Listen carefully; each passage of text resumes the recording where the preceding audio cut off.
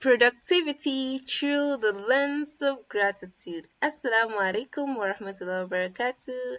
I'm Tazkir Abdul Yaqeen, your sister on her journey to wholesome goodness. So, what is this productivity through the lens of gratitude? It's all about applying the principle, attitude of gratitude in our lives. It's no surprise that there's a section of this book that allows us to write something we are grateful for every single day, like your gratitude journal, right? You know, because gratitude has a great way of boosting one's productivity, and that's what we want to achieve with this game changer book. So what's attitude of gratitude? This is now beyond words. This is beyond writing Alhamdulillah, I'm grateful for this, I'm grateful for that. It's beyond saying thank you regularly to those that serves us. It's looking at everything with the lens of Alhamdulillah. It's living your life with that disposition of Alhamdulillah. There are so many things that we don't tend to think in this direction, especially inanimate things that we have, our clothes, our space in the house, our laundry, our utensils.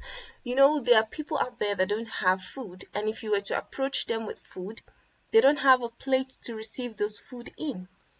They are that's in that situation, and here we are. We have these things that Allah subhanahu wa ta'ala has blessed us with to serve us.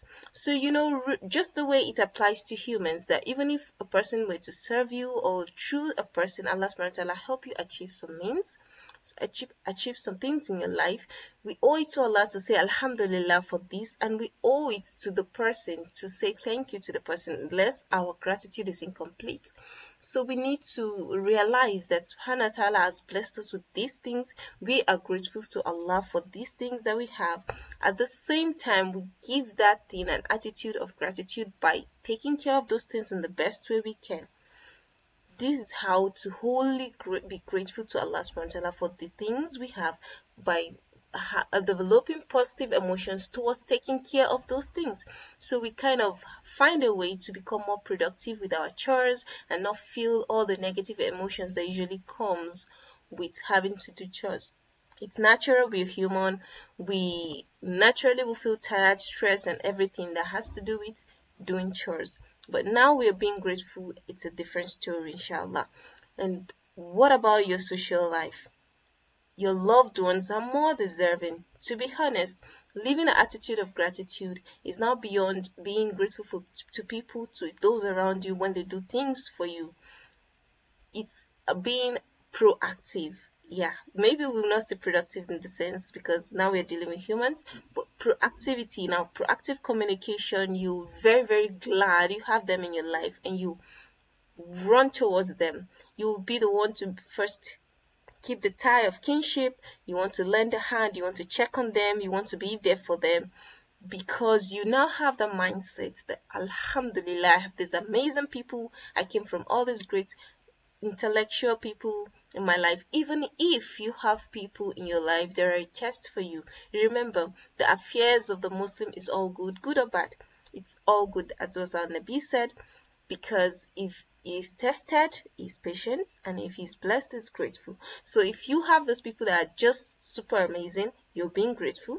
And if you have those people that are a test to you, they are your emotional trainers, Allah wants you to be patient with them.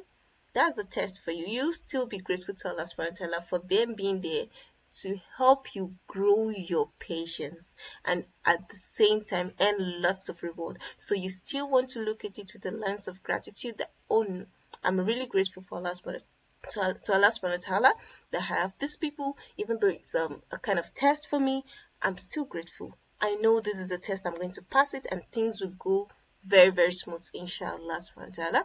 So this is about your social life, being productive, being proactive instead. And guess what?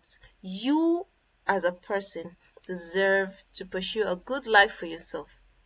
Allah blessed you with so many resources.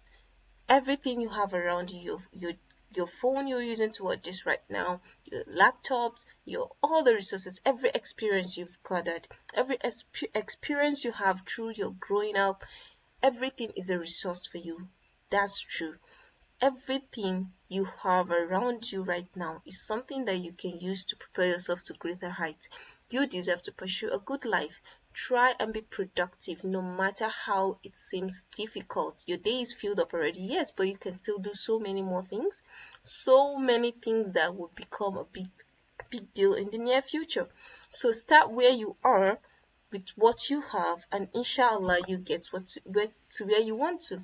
So this is exactly what's said here. Do what you can with what you have, where you are, and you get to where you want to be. So what's spiritual productivity? Spirituality is the greatest aspect of our lives, it's the most important, and we can't get anywhere without our spirituality being in place. So what spiritual productivity? It's not easy because our heart is something that changes. Sometimes we have our iman high, sometimes we have it low, sometimes we're doing all the tajud, we're doing all the tilawa, the tafiz, and then sometimes it's just down, everything is not really bubbly. And the reality is every part of it is a test from Allah subhanahu wa ta'ala. When it's high, we have a test of gratitude.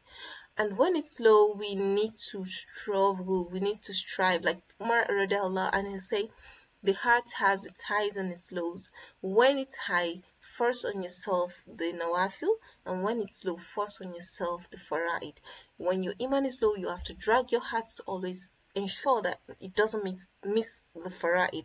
And when it's low, you force yourself on, you impose on yourself the nawafil, the extra fasting, extra tahajjud and everything. So the reality is the first important aspect is when you have your high iman, ensure that you're being grateful.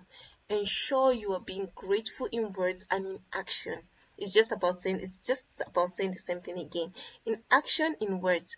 You say Alhamdulillah, realizing that this is Allah's subhanahu ni'mah. It's not from yourself, it's not your ability, it can go down anytime, right? So you have your high iman, Allah subhanahu has blessed you with it, and then you are grateful in action. The Prophet ﷺ would pray all night till his legs were swollen, and when he's asked, he responds that shouldn't he be a grateful slave? So his gratitude is by giving him his energy, his time, by exerting himself on more worship and showing his gratitude to Allah subhanahu wa ta'ala through his worship, through his nawafil. So this is a point that we would like to take note of. It's very, very important to be productive, to be spiritually productive, to not wait for the feelings to come before you do it. You need to wait for the moment you want to catch. You want to struggle yourself. You want to be the one to put in your best efforts in that sense. So may Allah subhanahu wa ta'ala make it easy for every one of us. This is productivity through the lens of gratitude.